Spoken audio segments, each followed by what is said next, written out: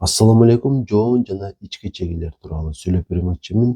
Эң обалы айтып кое турган нерсе, эгерде ичегилерибизде оору боло турган болсо, бүтүндөй ден соолугубуз жабыркайт дагы, алсыз болобуз. Ал эми ичегилерибиз жакшы бизге кызмат кылып берип жаткан болсо, анда иммунитетибиз бийик болот, ден соолугубуз дагы жакшы болот. Ошол себептүү ар бирибиздин милдетибиз ичегилерибиздин жакшы иштеп туруусун шарттоого мүмкүнчүлүк түзүп берүү. Эми биздин ичегилерибиз эмнеге муктаж? Ошону айтып өтөйүн.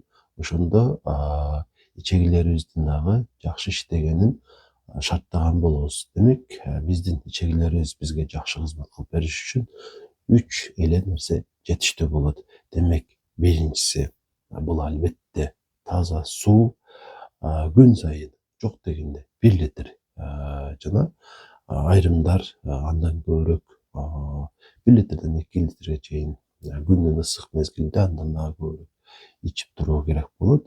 Ошол аркылуу ичегилерибиздин жакшы иштөөсүн шарттаган болобуз жана бул эң маанилүүсү. Жана сууну олтурган абалда ичүүгө аракет кылалы. Демек, андан кийинки биздин ичегибиздин негизги муктаждыгы бул албетте клетчатка. Клетчатканы эмнеден алабыз? Жашылчалардан алабыз.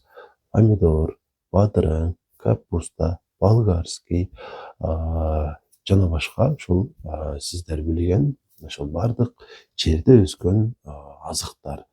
Бирок таттуу мөмө жемиштер деп коелу. Буларды азыраак эле жегенди тырышайлы. Анткени булардын пайдасы деле бар албетте, клетчаткасы деле бар. Бирок ошол эле учурда биз үчүн ашыкча энергия болуп калат. Мөмө жемиштерди азыраак жейли дагы, жерде өскөн жашылчаларды көбүрөөк жейли. Чөптөрдү дагы унутпайлы тамакка кошуп туралы. Ал эми үчүнчү биздин ичегилерибиздин табигый муктаждыгы бул кыймыл. Ушул курсактагы булчуңдар дагы кыймылдап турушу керек болот. Албетте бул максатта бизден талап кылынган нерсе көбүрөөк кыймыл аракет жасоо, ар түрдүү кыймылдарды жасоо. Өтө катуу деле кыймыл талап кылынбайт, болгону көбүрөөк кыймыл жасай берүү керек болот. Ошондо ичегилерибиз дагы бизге жакшы кызмат кылып берет жана Кудай буйрса өмүрүбүз узун болот. Эми ичегилер оорулары тууралуу айтып өтөйүн. Чындыгында ичегилерибиздин толтура оорулары бар жана аны бизге ар кандай симптомдор менен көрсөтөт. Негизги эле симптомдордун алгачкысы бул оору белги. Албетте болбой койбойт. Оорусунуз бар, демек чындыгында жоон ичегиде же болбосо ички ичегиде кандайдыр бир дарт пайда болгон болушу мүмкүн. Оору негизинен киндиктин айланасында пайда болот. Киндиктин айланасы боюнча курсагыбыздын канчалык жери ооруса, ошол жерлеринде кандайдыр бир диагноз аныкталышы мүмкүн. Ошого көңүл бурайлы. Албетте эми кээ бир учурларда ар бир эле адамдын ичи ооруйт. Мисалы бир жумада бир жолу, 10 күндө бир жолу ооруп турса, бул эч нерсе эмес. Анын үстүнө ал оору катуу деле болбойт. Бирок байма-бай эле ооруй берсе, анда көңүл бурууга муктаждык бар деген сөз.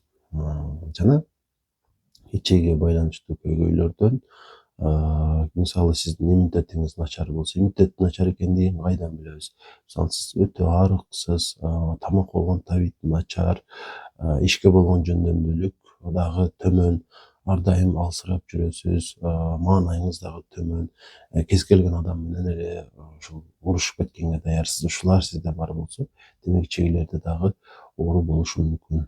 Сөзсүз түрдө аларды аныктоого аракеттенишибиз керек болот. Андан кийинки белги бул ошол ажатка барышыбызда мисалы нормасы кандай болот? Ошону эстеп калайлы. Маанилүүсү дагы ушул демекчимин. Мисалы бир суткада 2 жолу барасыз, бул норма. Же 2 күндө 1 жолу барасыз, бул деле норма. Ушул нормадан ашса, демек көйгөй бар. Дагы бир ирет айтам. Мисалы бүгүн 2 эле жолу бардыңыз, бул жакшы. Үчүнчүсү ашыкча.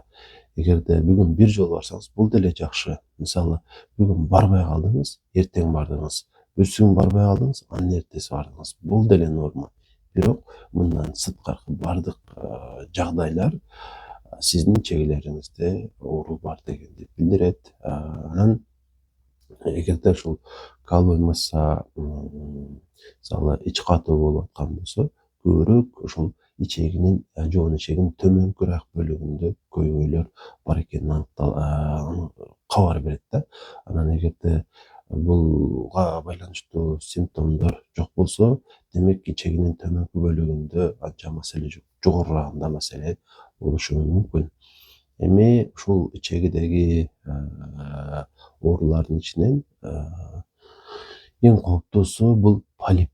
Анткени келечекте бул онкологияга алып барат. Ошол себептүү эң оболу ушул полипти аныктоого киришели.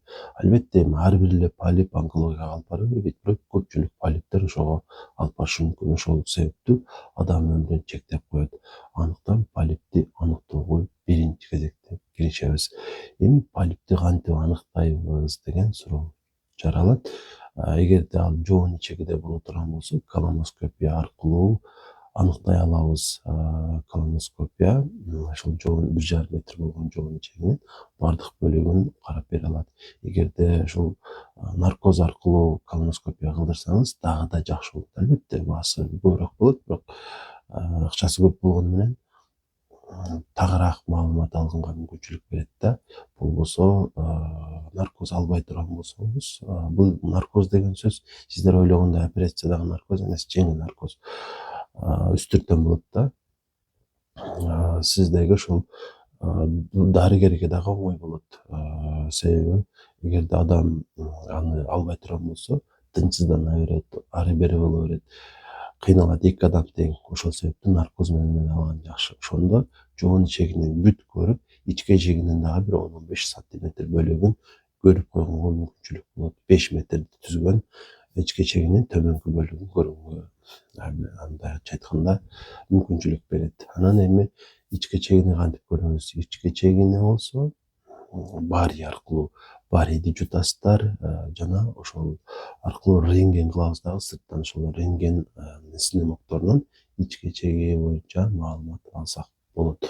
Жана азыркы күндө башка деле ыкмалар бар. Мисалы, камера жутуп ошону аркылуу ичке ичегинин толук абалын көрсө дагы болот. Бул дагы кошумча маалымат берчү нерсе. Кыргызстанда бар жок чындыгында билбейм бул ыкма, бирок ушундай ыкма дагы азыркы учурда иштеп калган. Жана мындан сырткары дагы МРТ аркылуу ичегилерди толук көрсөк болот. Кээ бир учурларда толук маалымат бере албашы мүмкүн, бирок бул дагы жакшы маалымат берет. Эми бул текшерүүлөрдөн ким качан өтүш керек? Мисалы, соо адам, эч нерсеси жок, оорубай эле жүргөн адам өзү үчүн балким 3 жылда, балким 5 жылда бир жолу ушул барий аркылуу рентген кылдырып ичке ичегилерди көрүп алса болот. Жана колоноскопия аркылуу жоон ичегинин ичин көрүп койсо болот, полип бар жок экенин аныктоо үчүн, эгер узак өмүр сүргүсү келсе. Ал эми ичегисинде кандайдыр бир көйгөйлөр бар, дайыма чөтөт, же тескерисинче дайыма чыкатып жүрөт, же дагы башка белгилер бар болсо, ал ошол колоноскопиядан 1 жылда бир жолу өтүп койгону жакшы. Ал эми рентгенди дагы ушул эле таризде 1 жылда бир жасатып койсо жакшы болот. Жана сөзсүз түрдө гастроэнтеролог врачка алып барышы керек болот булардын жыйынтыгы. Ошонун негизинде эртерээк сизде пайда болгон маселелерди чечкенге мүмкүнчүлүк пайда болот. Демек, ушул негизги сиздерге бүгүн жеткиргим келген маалыматтар болду. Сөзүмдүн акырында өзүм тууралуу кыскача айтып өтөйүн. Терапевт врачмын. Ош шаарында частный клиникалардын биринде иштейм. Көрүнгөнү келсеңиздер болот. Ошондой эле жатып дарылансаңыздар дагы болот. Терапиялык багыттагы бардык эле оорулар боюнча кабыл алам бейтаптарды. Дарылоо жазып беришим мүмкүн, же жаткырып дагы карашым мүмкүн. Байланышуу үчүн 0504 44 55 28 0504 44 55 28 номерине кайрыласыздар. Жана дагы айтып өтөрүм, ошол каналга сөзсүз түрдө катталып коюуну унутпаңыздар, каттала электир. Бул аркылуу сиздер келерки жаңы видеолорду алдын ала көрүү мүмкүнчүлүгүнө ээ болосуздар. Суроолоруңуздар болсо комментарийге жазып коюңуздар.